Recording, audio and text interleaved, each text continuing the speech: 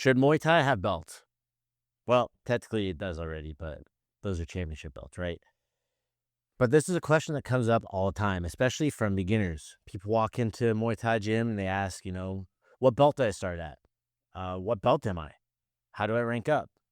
When do I get my next level? Then they realize there are no belts, no stripes, no colored rankings, no clear ladder like you see in karate or taekwondo, Brazilian Jiu-Jitsu. So the question becomes, is that a good thing, or is Muay Thai missing the boat and missing something by not having a ranking system? Hi, this is Braden Hill. I started a Instagram about a week ago. I just started posting on it. It's gained a bit of traction. It's about Muay Thai and me growing myself in Muay Thai in general, and it's been great. This whole journey in general, it's been a dream of mine since I was a kid, and getting an opportunity to shout myself out on a big podcast like y'all, which is based around Muay Thai, is really I'm very grateful for it. And my account is Braden King Hill, at Braden King Hill on Instagram. I post content on there. I post skits. I post myself, doing bag work, just growing in general. I talked to my coach here recently. He said that he would let me fight in an IKF soon, which is point-based related, like tournaments. So I'm excited for that. I'm excited to do that, and then actually get myself into fighting, and start that off. But I really appreciate this opportunity, letting me come on here and talk about what I do and what I can bring to the viewers and what they want to see. But if you come over to my page, I won't disappoint. Again, it's Braden King Hill. My nickname is King of the Hill. I thought it was fitting.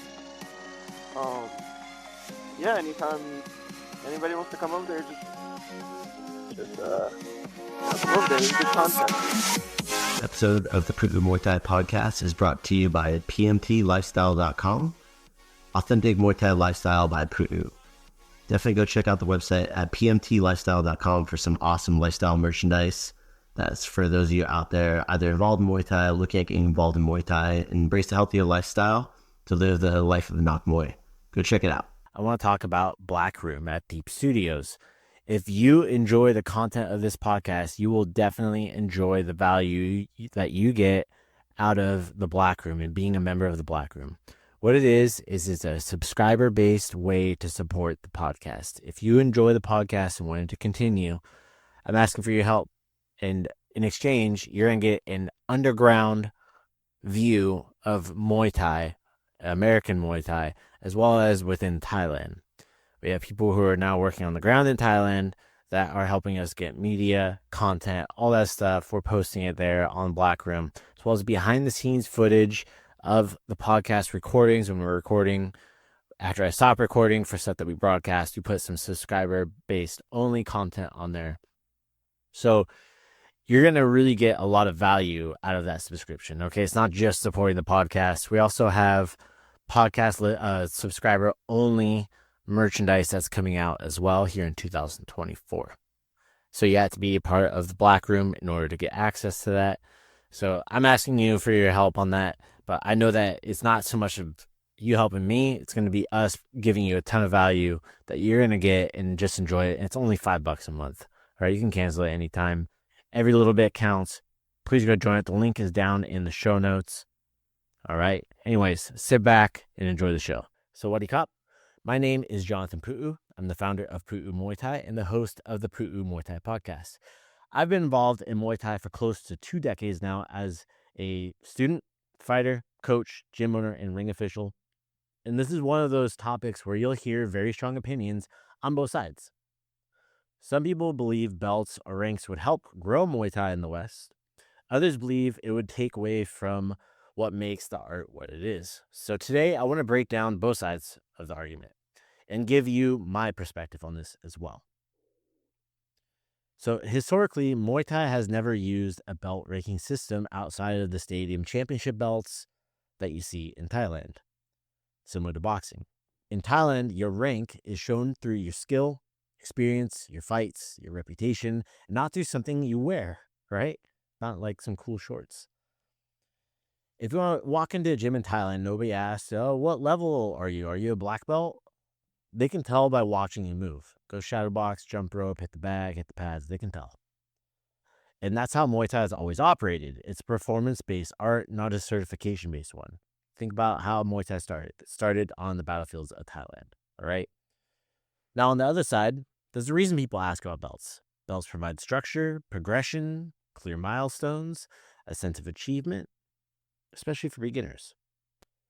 When you're new, it's hard to tell if you're improving, right? We've talked about that here a lot on the podcast. Belts give people something tangible, something they can point to and say, I'm getting better. I started out this level, I'm now at this level. That is something they can easily measure, right? And from a business perspective, belts can also help with retention, motivation, program structure. So it's not a crazy idea. It solves real problems that Muay Thai has with growth in the West. But here's where it gets tricky. When you introduce belts into Muay Thai, you risk changing the focus of the art.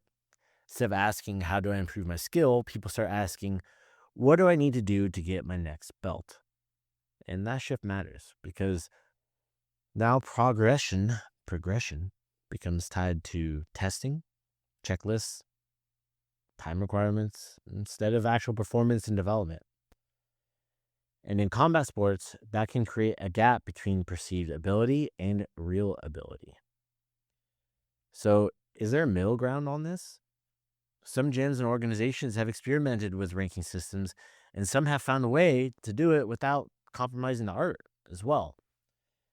Not always belts, though, but levels, shirts, or structured level classes or structured progression. There's some kind of progression ladder they go through.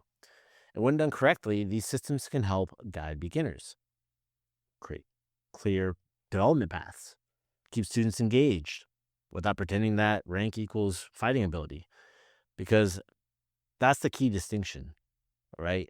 Structure is helpful, but artificial ranking can be misleading. Look at all of what they call like a McDojo or black belt factory you see in karate, taekwondo.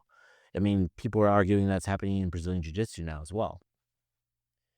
This is something we've actually implemented at Pu'u Muay Thai, though. But we did it very intentionally. We don't use belts. We don't use Prajits. We use a shirt level system.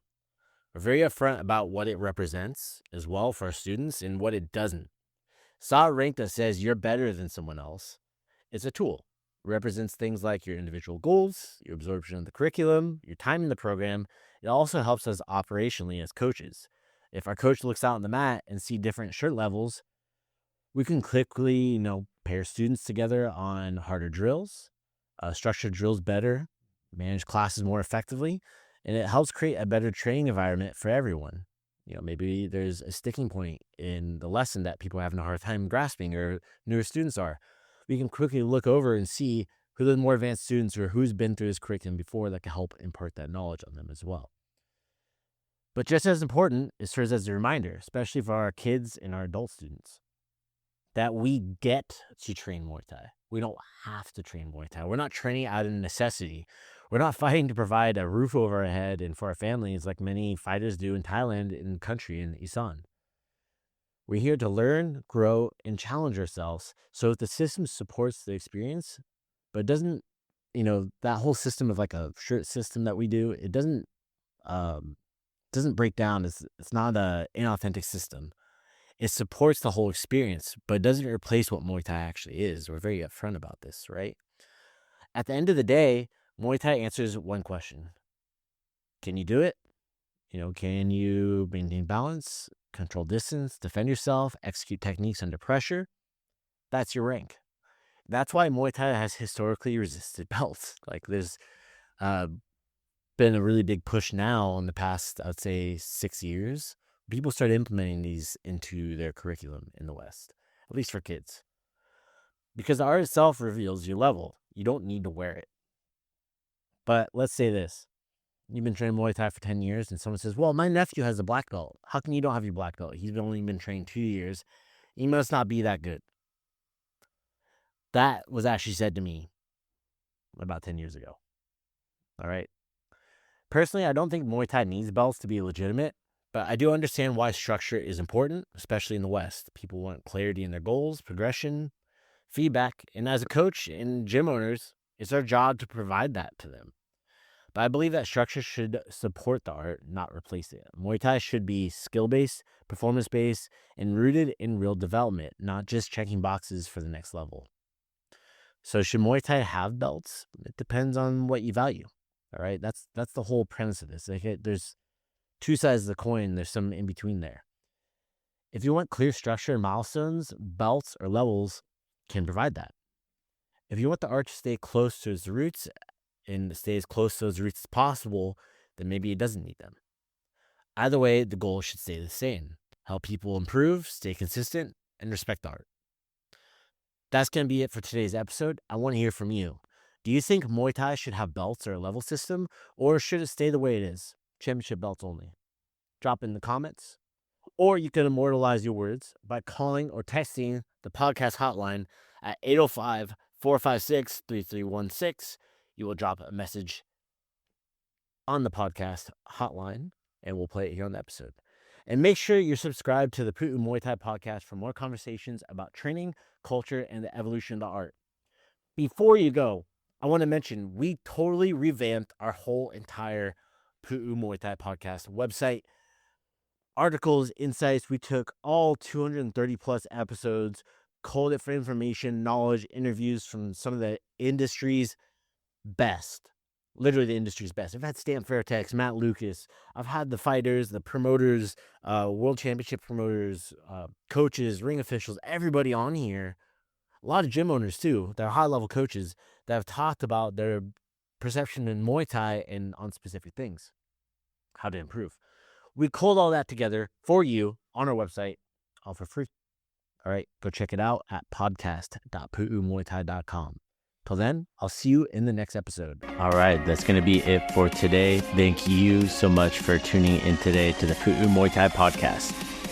If you enjoy the content, go leave a review over on Apple Podcasts and on Spotify. Give us a rating. It means the world to us.